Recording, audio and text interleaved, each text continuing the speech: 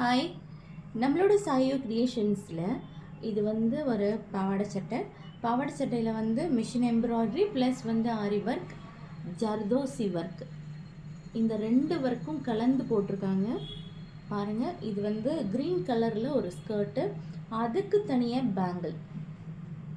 இது நம்ம வந்து கஸ்டமைஸ் பண்ணி கொடுத்துட்ருக்கோம். குழந்தைங்க 1 இயர் பேபிலேருந்து உங்களுக்கு என்ன சைஸாக இருந்தாலும் நீங்கள் சொல்லிட்டீங்க அப்படின்னா அதுக்கு தகுந்த மாதிரி உங்களுக்கு கஸ்டமைஸ் பண்ணி கொடுத்துருவாங்க.